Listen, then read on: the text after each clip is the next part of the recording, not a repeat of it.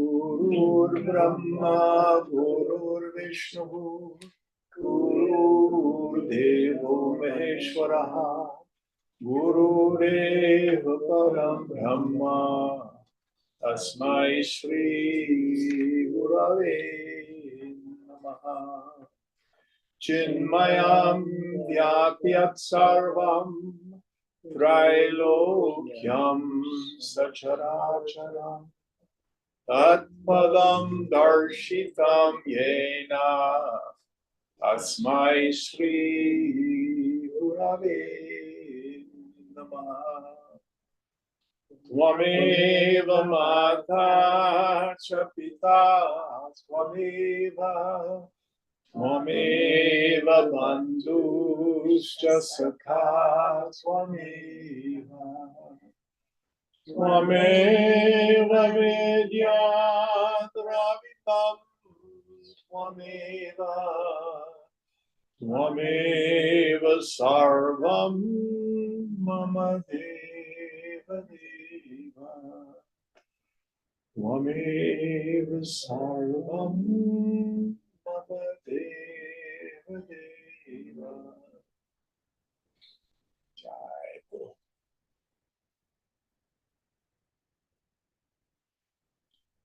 Om Bhadram Karne Shrunuyama Devaha Bhadram Pashem Akshabhirya Jatraha Stirairangaistuštuvagum Sastanubihi Vyashema Devahitam Yadayuhu Swasti na Indro Vridhashravaha Swasti na Pusha Vishwavedaha Swasti nastarksho arishtanemihi Swasti no Brahaspatir Dadatu Om Shanti Shanti Shanti.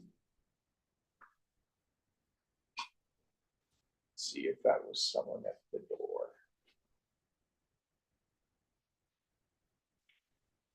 Nope. So where are we in our text? I need to borrow a text from someone. I have to check. Can David, can you loan him? So we're on chapter 2, section 1, mantra number 2. Chapter 2, section 1, mantra 2. Talking about the nature of ultimate reality.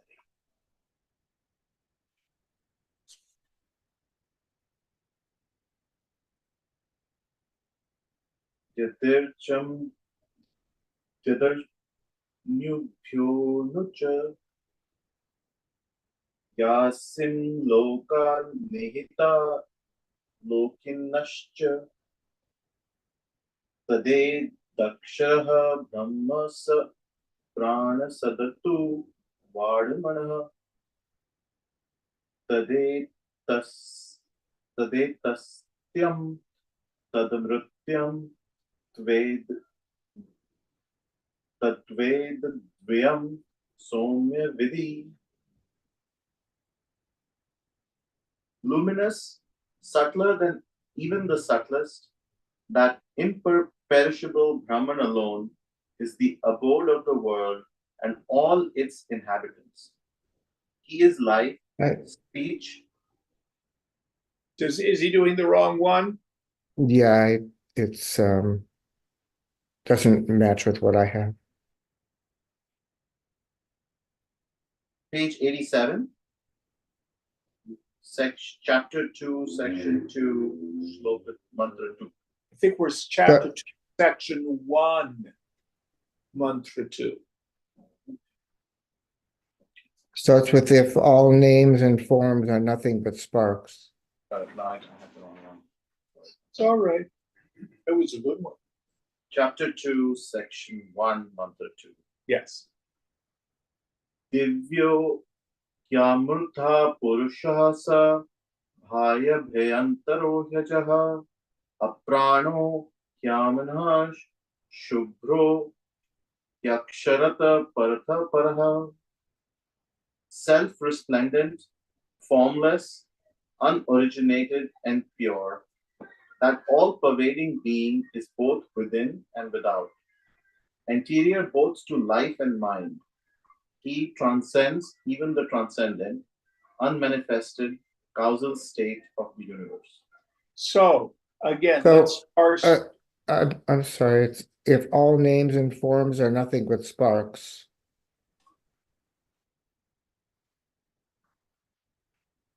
Okay, now I'm on page 65. I think that's Chapter- a commentary. Yeah, that sounds like the commentary. Oh, I'm sorry. Okay. Okie doke. I think we're in the right place. All right. So again, this is a description of ultimate reality. We always have to understand these do not define, they only point. They only point. In the end, as Mundakopanishad said, ultimate reality is avyapadesha. Upadesha means to talk about things or to teach it. Avyapadesham, most people say indescribable, but you can't even talk about it in the end. So let's parse this thought by thought and see where it directs our thinking. So the first idea, please, Vinayak. Self-resplendent. Yes. So a light is used to illumine objects. So if I've got a flashlight, if you're from India, it's a torch. You can shine it on various objects, and it is that which illuminates the objects. But you don't need another light to illumine the light of the flashlight. The sun is the light which illumines all things on earth. But we don't need a super laser to illumine the sun. Likewise, consciousness illumines everything. One of the names we get for it is prakasha, which means the light of pure awareness.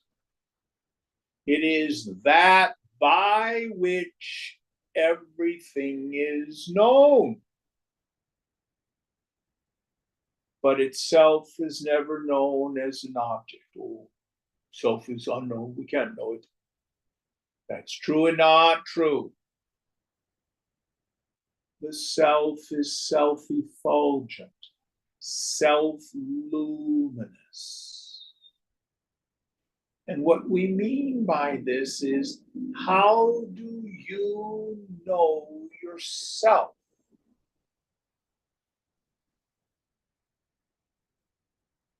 We do not see, hear, taste, touch, or smell the self. The self is not a feeling that comes and goes. The self is not a thought. I can have thoughts about the self, but that's not the self itself. Oh, I guess nobody knows the self. But are you you? How do you know it? Even the most miserable of creatures, if you ask them, do you exist? Oh, yes, I exist. What's your existence? Misery. But they never doubt that they are. The only people who doubt that they are what we call the Shunyavadins.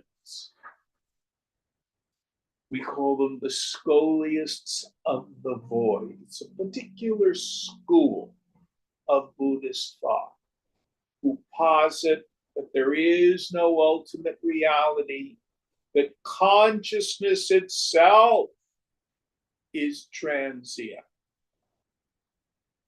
What the Vedantins would say is, let's assume that's true. How would you know it? Let me give you an example. Did you cease to exist 10 minutes ago and then exist again?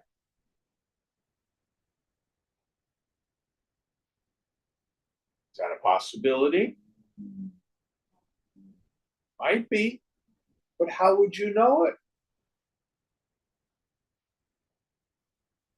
So the philosophy of the Shunyavadins is absolutely unverifiable.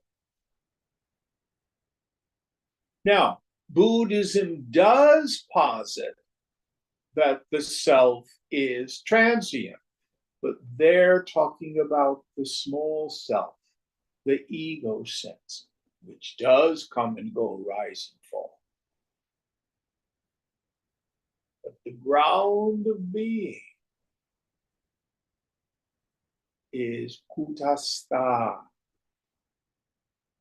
immovable, still, always there, and self-evident.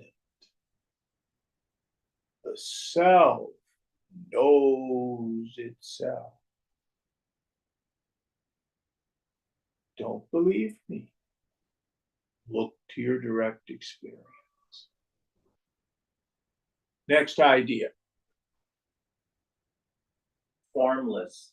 Yes. So we get into all sorts of trouble when we start to think about God having a form.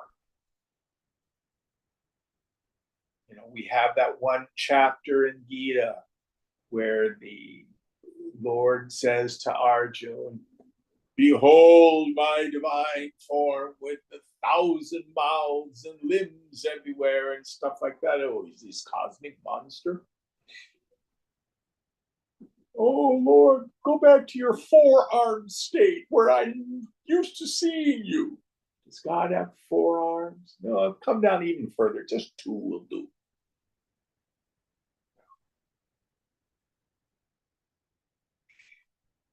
Brahman, ultimate reality, is nirupam, without any form. Now, what does that mean for the self, which is Brahman? In a mind made thin meditation,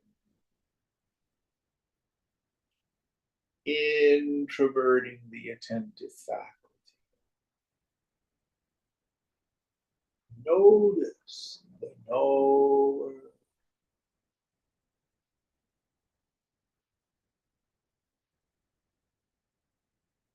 And there's no thing there. It's not nothing, but it's no thing. There's no form.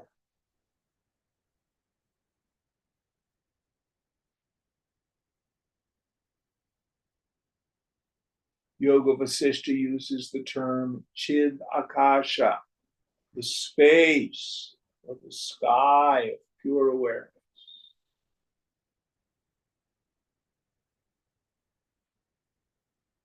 Next idea. Unoriginated and pure. I cannot find the beginning to be.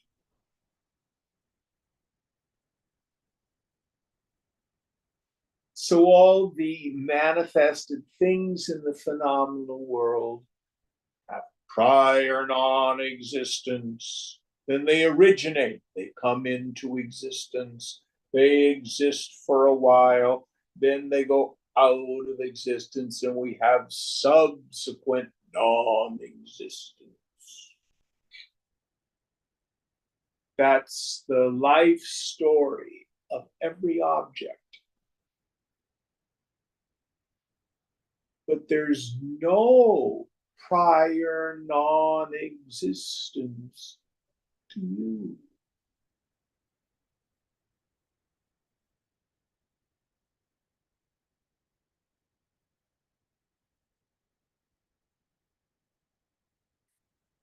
Deepak Chopra was once asked, is life the opposite of death? And he says, no, birth is the opposite of death. There is no opposite to life.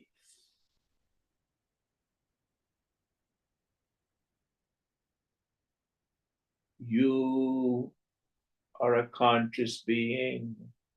You also have bhava, being itself. You're not a thing, you're a who.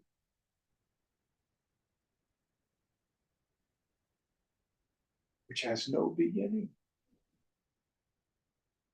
no cause.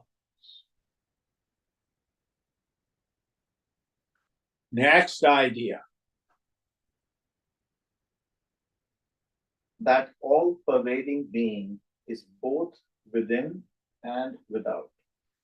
So it seems like I am inside my body somewhere, peeping out.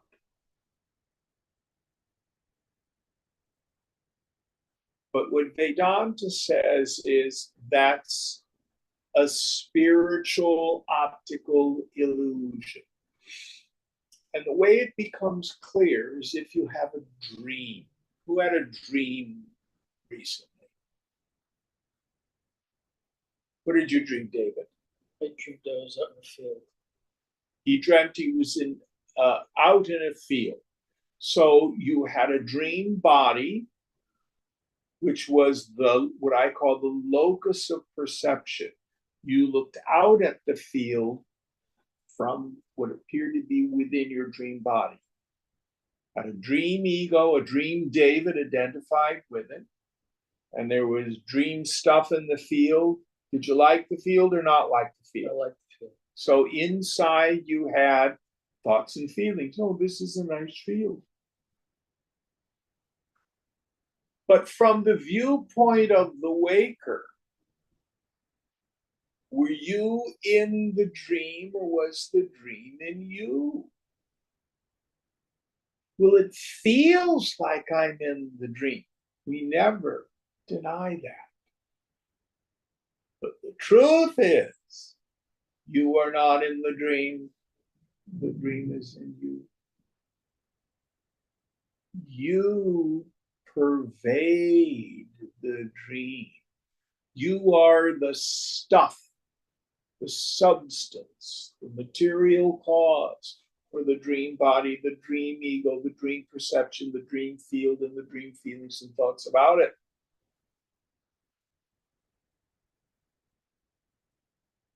Your mind pervades it all. So I like to say you are the god of your dream. You have mini Maya. That's how you create the dream. If you understand the dream state, that's a microcosm. You understand how the infinite dreams this universe.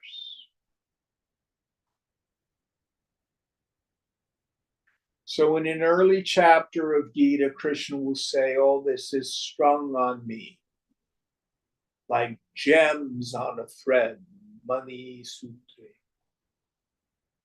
But then those famous sayings in the 9th chapter, well, actually, I am not in them. They are in me. And later he says, well, actually, they're not really in me. Behold my divine Maya, the support of it all. So what kind of field was it? A wheat field? Cornfield. Cornfield. Did you wake up with ears of corn in bed with you? No. So the cornfield and the dream body were in your mind, but they weren't really in your mind. They were imagination, which was taken as real.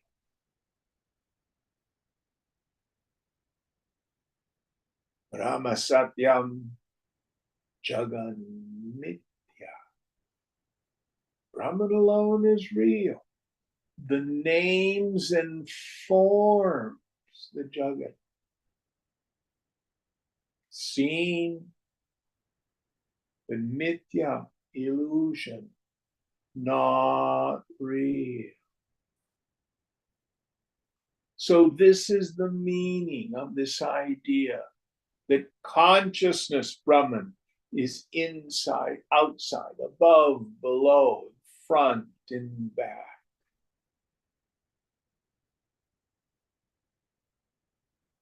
Just like your mind in the dream is in the dream body, outside the dream body, manifesting as the field, manifesting as the thoughts and feeling. If there's a sky above, it's that too. It's the dirt below. There's nowhere in the dream where your mind is absent. You pervade it. Consciousness pervades this world. Now listen carefully. Consciousness never leaves its nature, its swabha. What is the nature of consciousness? Satchidananda, pure existence, pure consciousness, and bliss absolute. Thursday night in Viveka Chudamani, Shankar was talking about the marks of the Jivan Mukta.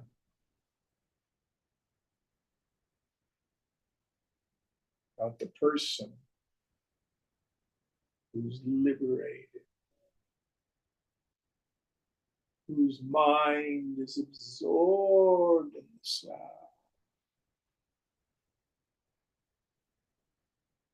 who sees the world sometimes only indistinctly,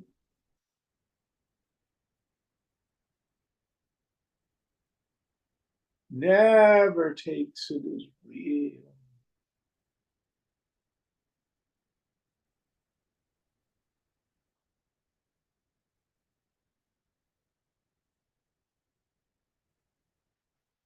You and I get hypnotized by it. Mind extroverts, and the world seems concrete to me.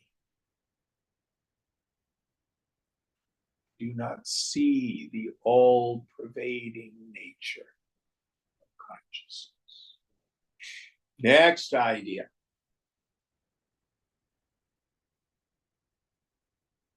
Anterior both to life and mind. So, the locus of Maya is Maya in your mind. Deep, profound spiritual ignorance in your mind. No. The locus of Maya is Brahman. It is before your mind and your body and your ignorance and stuff like that. It is because of Maya that all this shows up. And before Maya,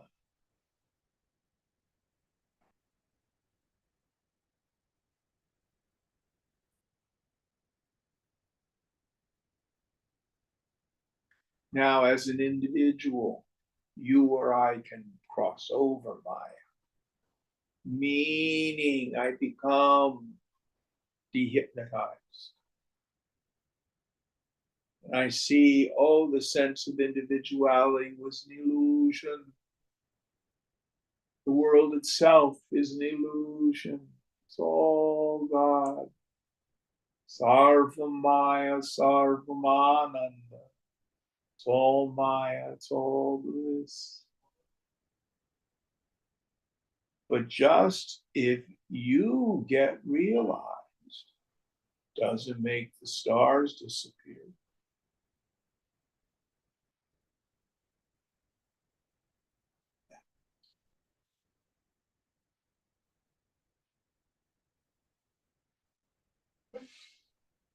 Next idea.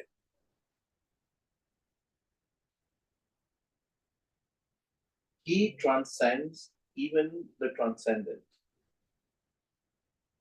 And I think this is the whole thing is one idea. He transcends even the transcendent, unmanifested, causal state of the universe. So the Jivan Mukta, there's two ways to look at it, transcends everything. But we can say that both microcosmically and macrocosmically, the self transcends everything, even the causal state. The causal state individually is your vasana bundle. Self is that which illumines.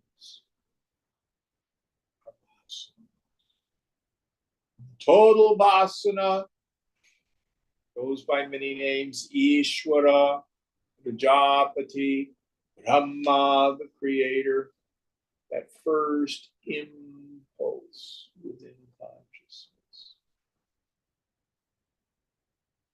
So Brahman is beyond all of that. Next idea. That's it. All right, next, any thoughts on this before we go on? Next mantra.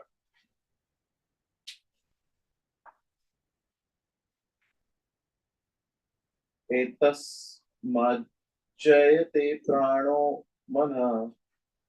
Etasmajayate prano mana sarvendriyani cha. Kham vayu jyotirapah prithvi vishvasya dharini.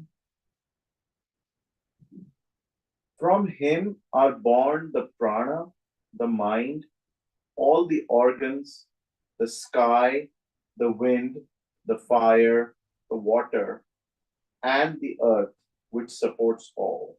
Yes. So here, what the mantra is saying in the language of poetry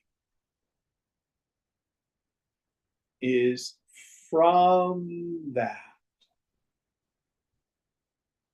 comes everything. And Hindu cosmology has a descent of manifestation. You don't have to believe it. It's poetry. But the fundamental idea is that everything comes from it. So let's parse it so we get a little bit of an idea. So from him comes, the first is prana, right? Prana.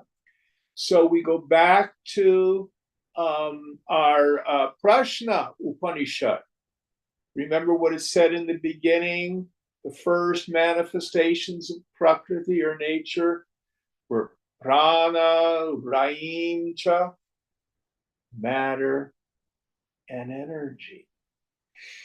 So first comes cosmic energy. Now, all of the mantras like this is my opinion, I believe, are poetic descriptions of the mind returning nirvikalpa samadhi. So when the mind slips into nirvikalpa, like deep sleep. It's a timeless state. The outside world, time may pass, but subjectively, no time. But then when the mind begins to return, first thing that happens is one sees this forking. One sees energy itself come out of consciousness, which then becomes the whole world of manifestation.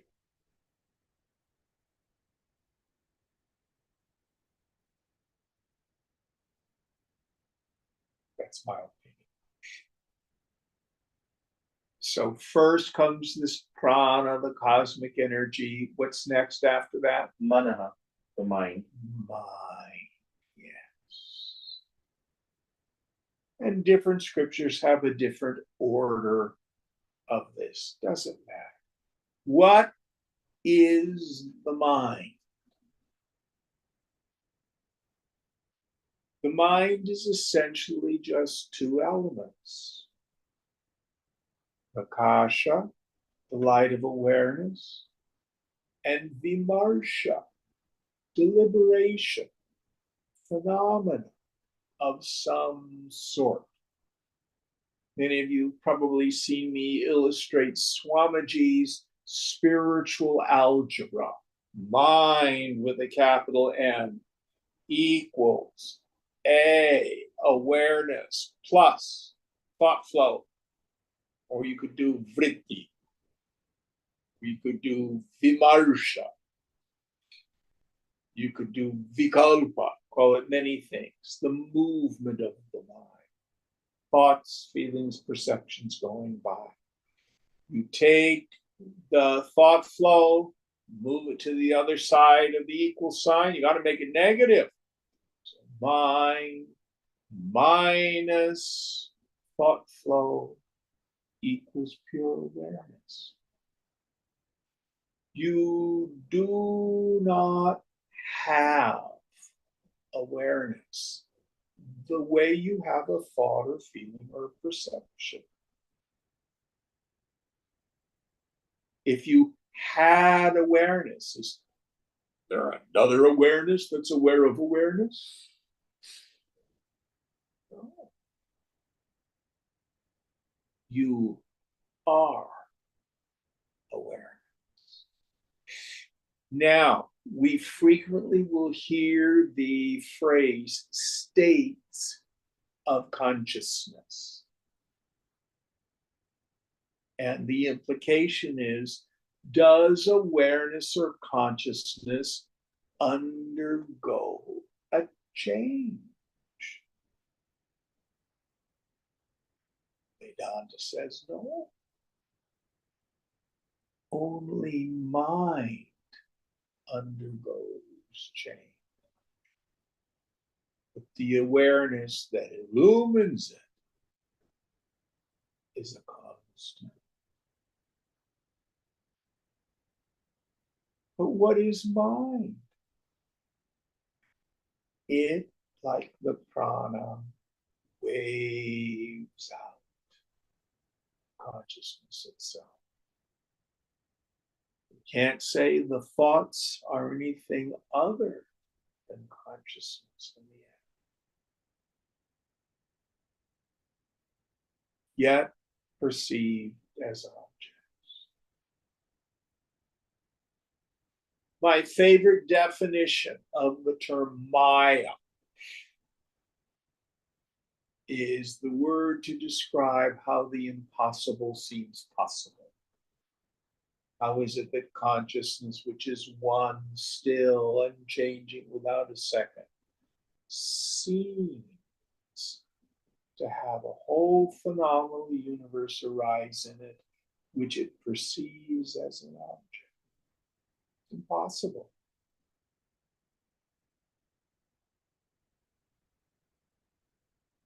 Next idea. Sarva Indriyani, all the sense organs. Yes. So after mind comes the sense organs. Now in yoga, we have 10 sense organs, not 5. In the West, we just think of the 5 organs of knowledge: eyes, ears, nose, tongue, and skin. But in yoga, we also add the organs of action: hands, feet, tongue, anus, and genitals. And that's just human beings. Other creatures have other senses. I'm fascinated by sharks. Sharks have these little pits on their snout. I forget what they're called. But they can sense the electrical field generated by a living being's nervous system. So if there's a little crab or a shrimp buried in the sand, the shark can sense where it is and dig it up and get it. It's amazing. Or some cetaceans like beluga whales. You ever seen that big forehead on a beluga whale? It's soft and mushy. They have what's called a melon. And what it does is direct and receive sound. So they do echolocation with it, on a sense we have. Who knows what other beings in other dimensions, what's other senses they may have. But you get the idea. All of these sense perceptions come as things grossify, the vibrational qualities get denser. After the senses, what's next? Akasha. Yes. Now we get here the 5 elements, the tanmatras: earth, air, fire, water, and akasha, space. Sometimes translated as ether. I think that's a misnomer. The subtlest of them all is akasha, space. And this all has to do with the yogic notion of perception, the way I was able to understand it. If we look at the table here in the living room, what's it made of? It's made of wood. What's wood made of? Cellulose. What's cellulose? Mostly carbon. That's how, in our understanding of elements, we would describe the table. But if we are dreaming, let's go back to David's dream of being in the cornfield. What was your corn made of?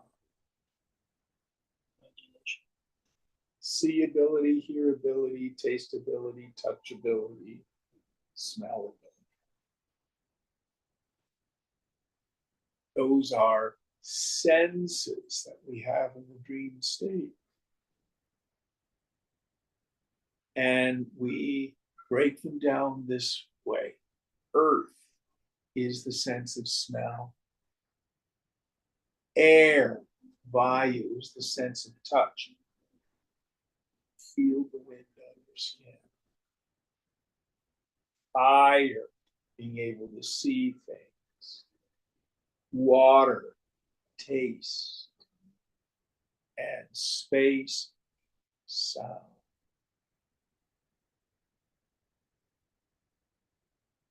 So here what he's saying, the sense organ comes first, then through the tanmatras, the grosser elements, the world perceived by those senses, and comes into being. And so he lists several of these elements. Next one. Akasha, Vayu, Jyoti, Apaha, and Prithvi, which supports all. Yes. But the idea is everything that appears to be manifested is nothing but the play of consciousness.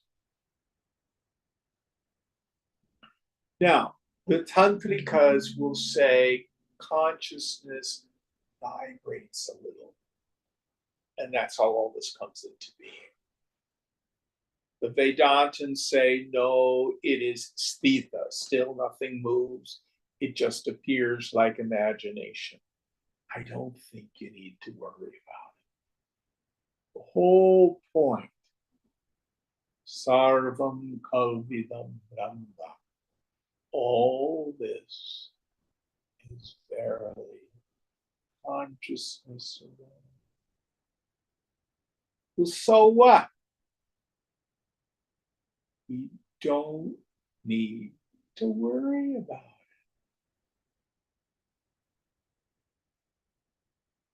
Just like if you have a pleasant dream or a nightmare, which is more real?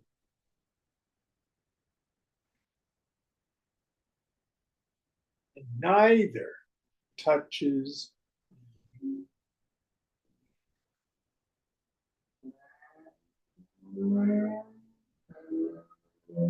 So if everything is peace and light and everybody's getting along, and in this country, my 401k went up. Just a dream.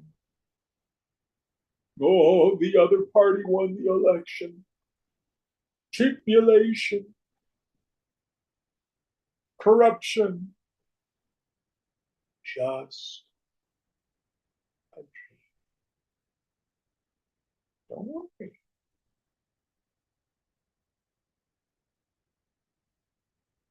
Doesn't mean ignore it. Never does it say that perception is wrong or problematic. If you're driving through the desert and you see a mirage, first thing you have to do is understand it's not water, it's heat waves off the sand. But you don't close your eyes because you're seeing a mirage.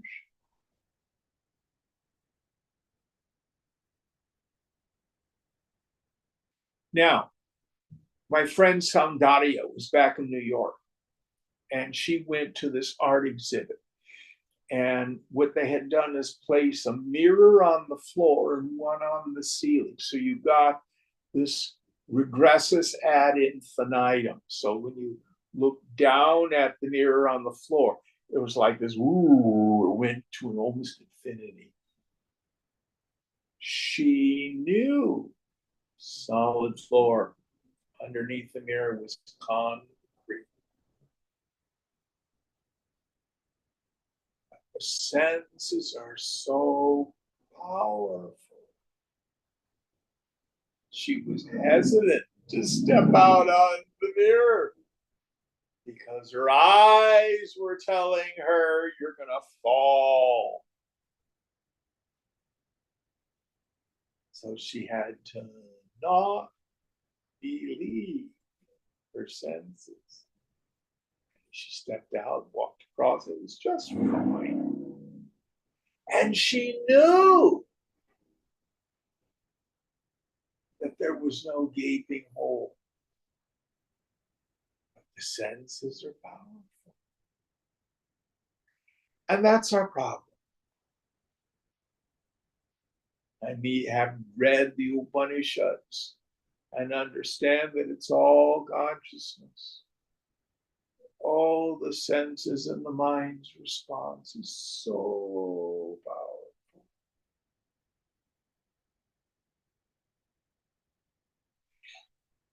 So the yogi must learn to detach from that. All right. Next one. Agnir Murdha Chakshusi Chandra Suryo Disha Shrotre Vaga Vivrittascha vedo vayu prano hridayam vishyamasya padbhyam prithvi yesha sarva bhutanaratma. Heaven as fire is his head, sun and moon are his eyes, four quarters or directions are his ears, the Vedas that are expressed are his speech, the air is his breath, the universe is his mind, the earth has come from his feet, he is indeed the inner self of all beings.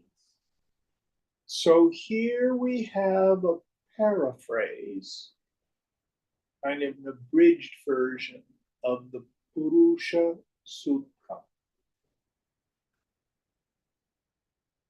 which is one of the oldest parts of the Vedas. And it describes the universal person. Again, it doesn't mean up there in heaven there's this freaky looking God. The implication is all of the dimensions of the phenomenal universe are consciousness. Or to use the language of the Mundakopanishad, the Jagat, the creation, is the physical body of God. The earth, the sun and moon, the four quarters, the waters, everything. And of course, the ancients weren't as aware of it as we are, but it includes galaxies are his earrings. I would say what the black holes are. But all of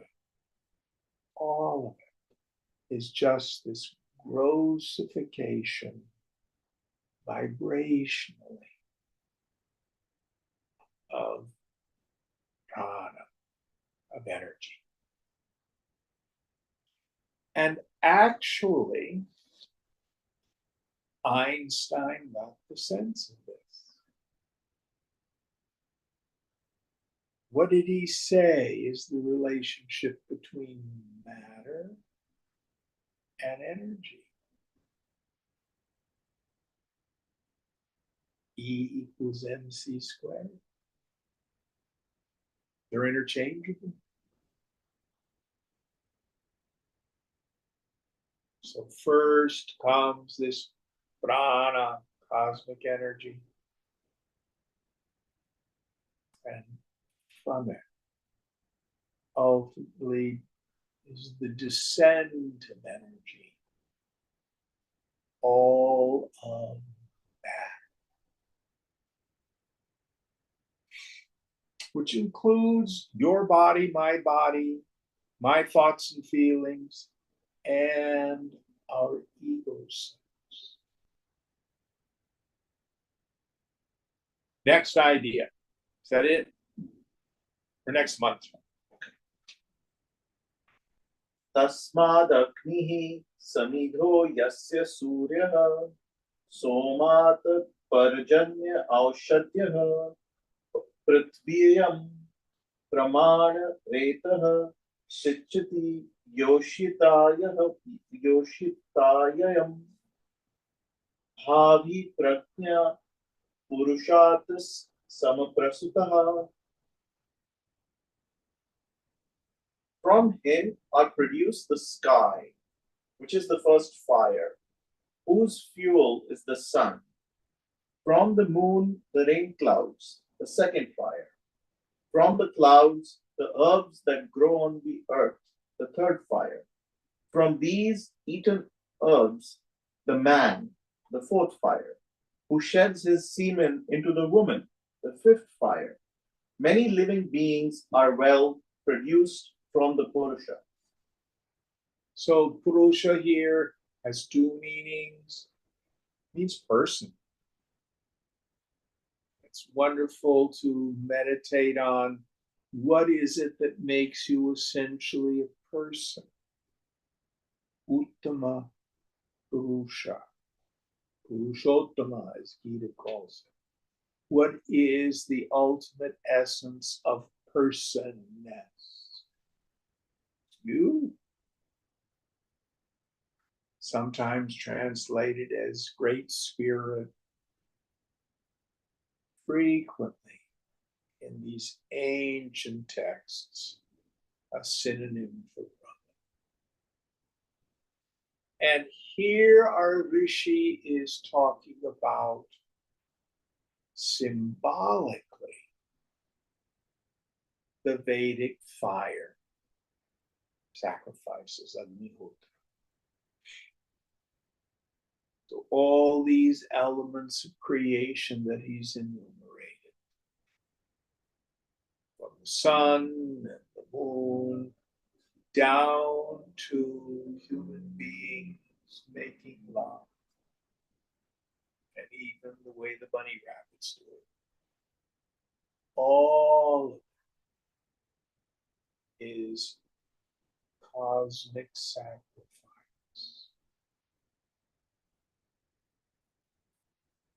Meaning it's all sacred in the end.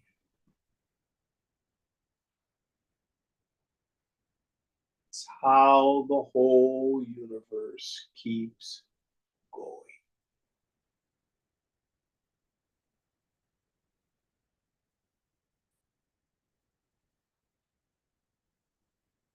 Now it's interesting. Sometimes, as a result of Buddhist influence, Muslim influence, and later Victorian British influence, sex gets a bad rap. It's looked on pejoratively. Oh, terrible, nasty, dirty, shameful sex. Actually, that's not what's in the scriptures. There are temples where near the holiest of holies are carvings of divine representations in the act of lovemaking. So my suggestion is your sex powers are God-given, not to be despised, but not to be taken lightly. It's powerful energy. It is a cosmic sacrifice.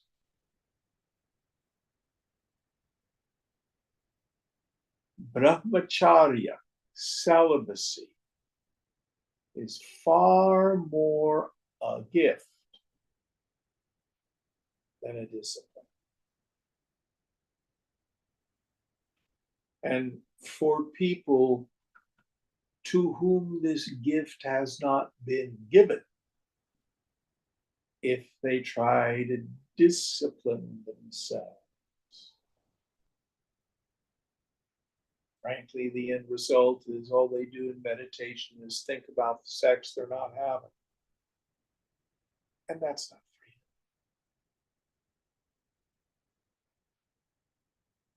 Better you go get married. Or go get a significant other.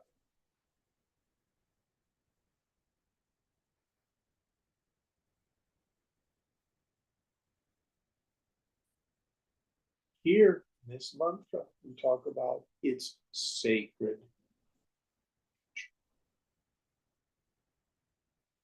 Next mantra.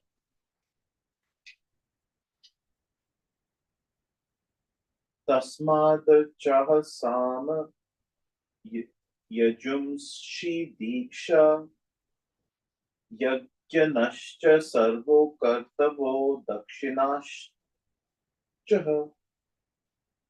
संवत्तश्च यजमानश्च लोकः सोमो यत्र पवते यत्र सूर्यः.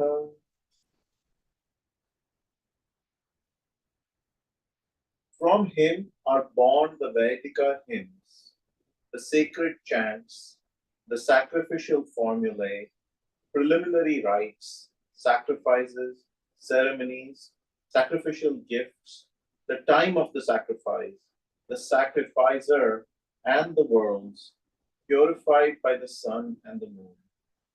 So here again, the Upanishad echoes what we get so frequently, that this sacred literature, the Vedic literature, is what we call Shruti. Shruti means that which is heard, not that which is written down. And it has two meanings.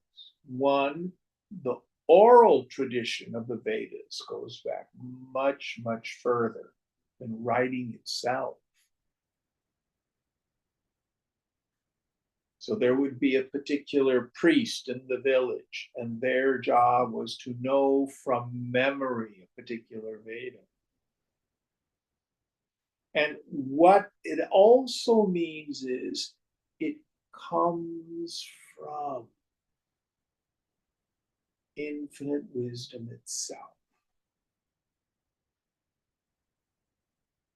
So these mantras, these rubrics, these brahmanas, these instructions on how to do the sacrifices, how many priests you need, how to build the altar, etc. How to do this. These are ways in which the ancients would order society. They would bring forth moral conduct and ways to purify the head and the heart. Is there superstition associated with them? That's for you to decide how much faith you wish to put into Vedic injunctions. My opinion, a well-informed conscience is your ultimate authority in how you should live your life. Use the Vedas as guidelines. This is my opinion. All scripture from all religions come through the minds of human beings and therefore have a cultural and historical context. And those change. Let me give you an example out of Western religion.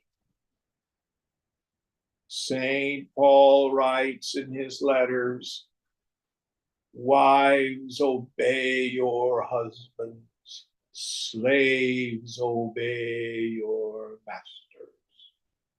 So David, what do you think Rebecca thinks about that one? Me. Not me, me. She thinks me. I didn't hear She you. thinks me. She's the master of the household. Yeah. She doesn't think the husband is the master. Very few modern women would buy into that now. And slaves obey your masters. We don't believe in that anymore. We know that it's wrong. We shouldn't own other people like property.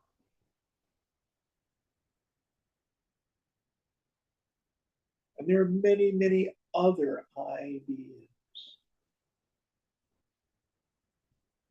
Vidyaranya, when we were studying Wednesday morning, was talking about how women shouldn't study Vedanta. Well, we don't believe that anymore.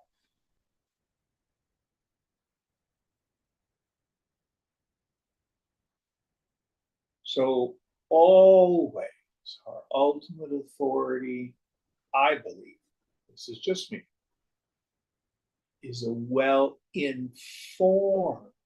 conscience, not just your surface opinion, not just what's fashionable. You need to know the rules before you break them. But ultimately, you will know your sense of rightness. Any thoughts on this?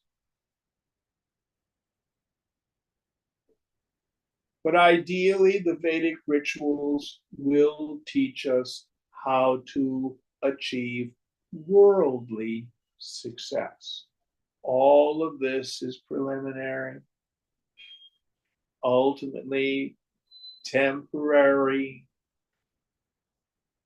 And at the end of the Vedas, the Veda Anta, the Upanishads, which say, when you're finally tired,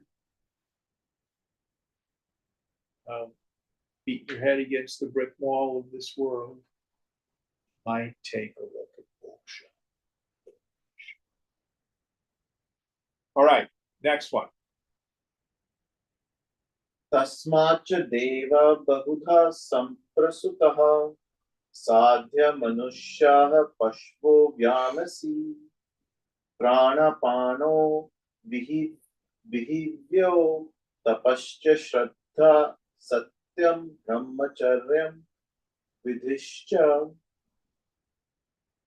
From him are also born the gods of various orders, the celestials, the men, the beasts, the birds, the in-breaths and the out-breaths, the corn and barley, the thought, the devotion, the truth, the self-control, and the values of life. So all of these come from the infinite. Again, we had this word brahmacharya, Swamiji translated as self-control. What its literal meaning is to roam about in Brahman. Root is charati, which means to move or roam about. So here translated as self-control. But from the infinite come all our deep moral values.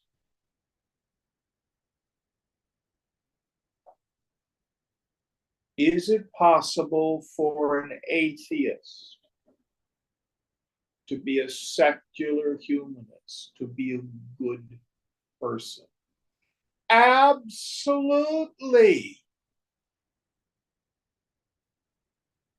You don't have to refrain from lying, cheating, and stealing because you're afraid of God's punishment.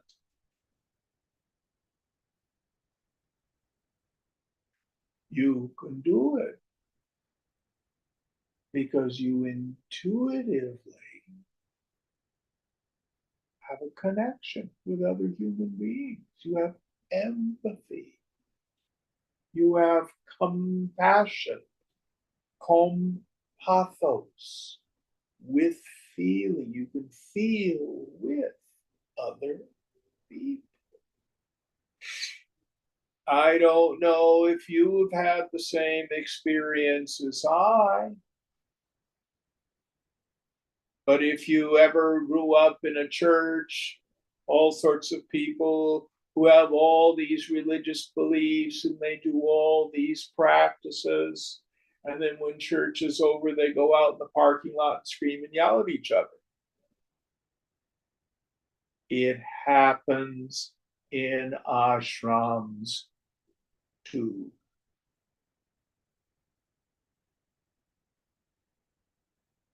Kali and Parvati were sharing with me about a particular person, their lineage. turn out to not be the most ethical. No tradition has a monopoly on obscene dogma or bad behavior. It's everywhere because it's people. It's people. But if you've ever been around little children, one of the things you hear, like a 3-year-old or a 4-year-old say, "That's not fair." Who's ever heard that out of the mouth of a babe?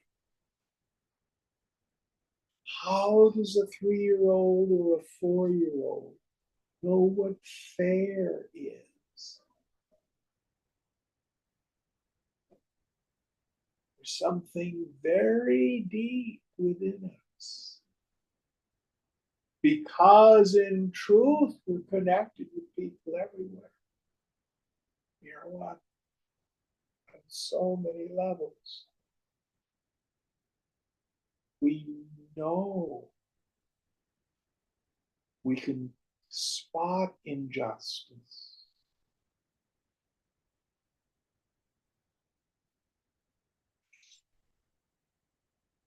So yes, the Vedas articulate that. We have yamas and niyamas and Raja Yoga. We have what is sin and not sin in the church. But at a very deep level, because the self in me is the self in you. At a deep level, I intuitively know that. From that can come ethical center. Doesn't need to be taught to us necessarily.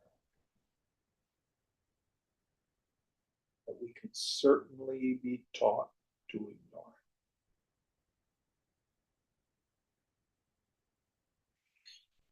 it. If we have begun to ignore it, or we live in a society that fosters violence, hatred, dishonesty, etc., then we do have scripture as a guide to help us learn how to live our lives. So in Yoga Vasishtha, we have these 3 questions. Who am I? What is this world? And how has it come about? There's a 4th question that yoga addresses. How should I live my life?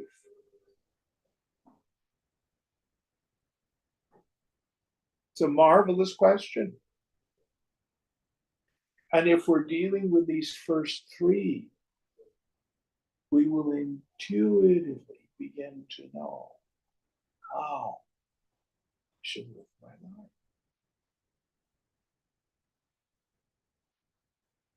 And if you have doubts about it, we will end with this today. Start with, don't be a jerk. That goes a long way. Be kind. Be honest. Be generous.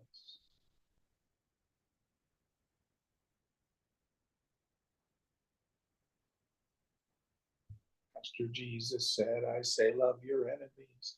Even the Gentiles love their friends. I say, love